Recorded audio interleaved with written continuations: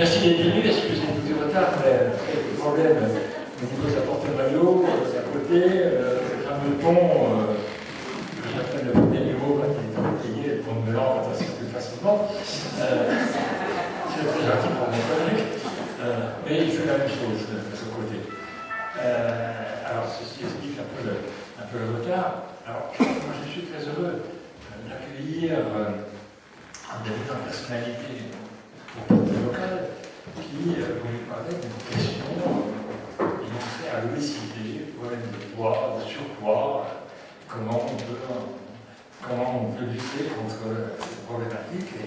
Alors, au premier rang, le docteur Lazare, qui est chirurgien spécialiste en chirurgie plastique, il travaille, il est praticien hospitalier ici, à l'hôpital de Melan-les-Mureaux, le centre hospitalier de Melan-les-Mureaux, et il participe activement à l'activité relative à tout ce qui concerne la prise en charge des troubles du poids. Et il traite notamment les séquelles physiques de l'amaigrissement. C'est bien, quand on a le poids maigri, on peut avoir des séquelles après. Et puis il a fait la une de la presse locale cette semaine. C'est un peu de pub qu'on nous a fait. Et en effet, vous voyez en première page où on parle de son guide pratique pour vaincre ce surpoids. C'est lui, le docteur Lazare, l'auteur. Le guide est disponible, vous allez pouvoir l'acheter et il vous dédicacera avec plaisir. N'est-ce pas, docteur? Bon, merci d'être venu. Vous pouvez l'applaudir.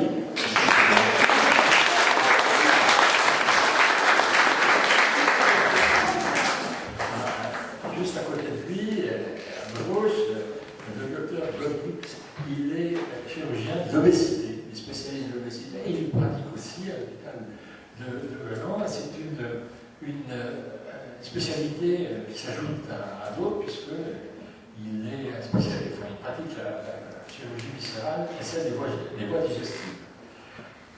Il exerce à l'hôpital de Melan depuis 6-7 ans, depuis 2006, ça fait 5 ans. Et il est un des spécialistes de ceux qui posent, vous savez, les sabots gastriques qui limitent ainsi les aliments. Vous m'expliquerez parce que je vais pas me lancer dans un domaine que je connais très mal.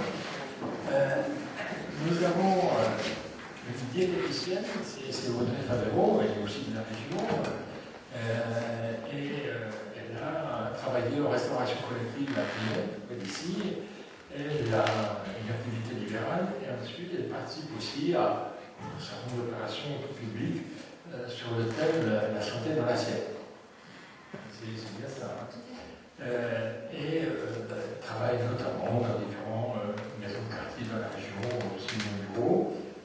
Elle fait partie du réseau EMI qui a été constitué il y a quelques années et qui est très très actif et qui a des équipes mobiles de liaison, d'intervention et d'évaluation pour coordonner notamment des soins palliatifs à domicile.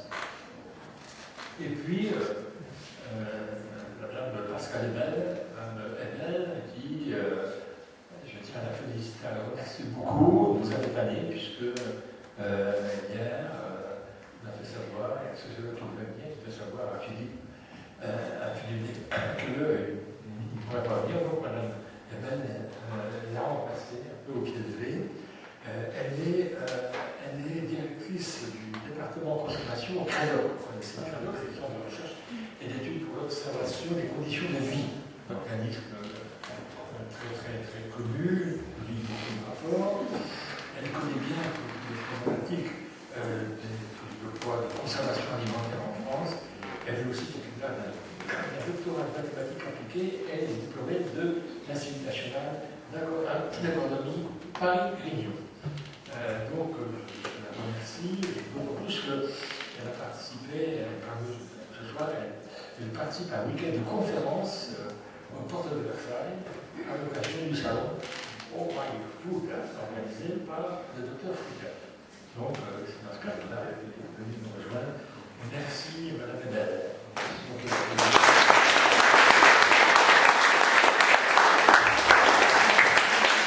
Alors, comme d'habitude, il y a Bruno Lacou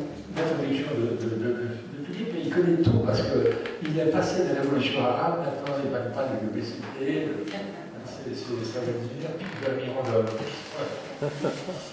Bonjour, bonsoir.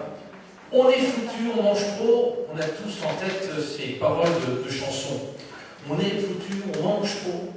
À l'heure des beaux jours, le désir de posséder un physique plaisant redevient bien souvent une question au centre de toutes nos discussions. Cacher ce gras que je ne saurais voir, les femmes semblent prêtes à tous les sacrifices, mais plus seulement, les hommes ne sont plus en reste, paroles et promesses se multiplient. Aujourd'hui, il n'est plus question de simple apparence, de la recherche du corps idéal. Le surpoids, voire l'obésité, sont devenus de véritables problèmes de santé publique. En France, près de 14 millions de personnes sont en surpoids, 7 millions, dont 20% d'enfants, sont obèses avec des risques cardiovasculaires non négligeables. Le surpoids, c'est aussi un problème de société. Les paramètres définissent la belle femme ou le bel homme, des paramètres qui ont varié au fil des temps. Il y a quelques centaines d'années, beauté pouvait rimer avec rondeur. Et le terme régime alimentaire, qu'on connaît aujourd'hui, qu'on multiplie, n'est apparu finalement qu'il n'y a que quelques dizaines d'années. Question de société, car ce phénomène touche tous les pays occidentaux, notamment les États-Unis. Il commence aussi à gagner l'Asie. Y a-t-il eu ou des explications? Souvent, on évoque une mondialisation et une uniformisation de l'alimentation, les méfaits de la cuisine industrialisée, le hamburger ou encore la multiplication des fast-foods. Mais attention aussi à l'inverse de ne pas tomber dans les stéréotypes de la minceur à outrance qui présentent tout autant de dangers. Les régimes peuvent présenter des risques s'ils ne sont pas surveillés par des spécialistes. Qu'ils aient le pronom Ducan, Montignac, Atkins, Fricker, Maillot, Miami, régime de la soupe aux choux, régime White Watchers. C'est ce que fait remarquer l'Agence nationale de sécurité sanitaire de l'alimentation, de l'environnement et du travail, qui a publié 2 rapports, l'un en novembre 2010 et un autre plus récemment en février dernier. Selon la dernière étude individuelle nationale de consommation alimentaire, 60% des femmes et 44% des hommes interrogés souhaitent peser moins. Chez les adolescentes de 11 à 14 ans, ce chiffre est de 47%. L'expertise montre que les régimes amaigrissants pratiqués donc sans recommandation ni suivi d'un spécialiste, très largement diffusés auprès du public dans le commerce ou sur Internet, peuvent présenter des effets néfastes sur le fonctionnement du corps, notamment sur les os, le cœur, les reins, ainsi que des perturbations psychologiques, notamment des troubles du comportement. L'analyse de l'ANSES montre aussi que les régimes peuvent provoquer des modifications profondes du métabolisme énergétique du corps. Ces dernières modifications sont souvent à l'origine d'un véritable cercle vicieux, d'une reprise de poids éventuellement plus sévère à plus ou moins long terme. Comment faire? Prenons l'exemple d'un homme d'1,76 m. C'est ma taille. Son poids, mon poids idéal, donc, devrait être de 69,5 kg, ce qui nécessite un apport nutritionnel, je me suis renseigné, théorique de près de 2000 calories par jour, pour faire parfaitement fonctionner ce corps d'athlète, intellectuel et physique. Il faut 4 repas et finalement, c'est pas si difficile, 2000 calories par jour, puisque au petit déjeuner, on me propose une boisson chaude sucrée, 60 g de pain avec du beurre, 10 g, 25 à 30 g de confiture, un fruit ou un yaourt et un verre de lait.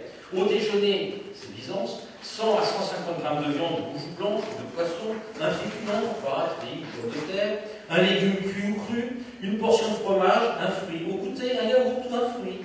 Au dîner, 100 à 150 g de poisson de viande, il faut varier, il ne faut pas prendre viande et viande par rapport au déjeuner, un féculent, un légume, en quantité 2 fois plus importante que les féculents, et un yaourt, et surtout, l'information principale, on m'autorise le vin rouge, un verre par jour, pour commencer, après je peux monter jusqu'à 3, et surtout, ne pas oublier de boire 1,5 litre d'eau par jour. Merci. Pour conserver un ventre plat et éviter qu'il ne gonfle comme un ballon de baudruche, il n'y a pas de miracle. De fait, rien ne peut remplacer en termes de santé une alimentation équilibrée et diversifiée, en veillant à ce que les apports énergétiques journaliers ne dépassent pas les besoins. Par ailleurs, pour réduire les risques de prise de poids, l'évolution des habitudes alimentaires doit être associée à une activité physique régulière. Voilà ce qui vous attend chez vous.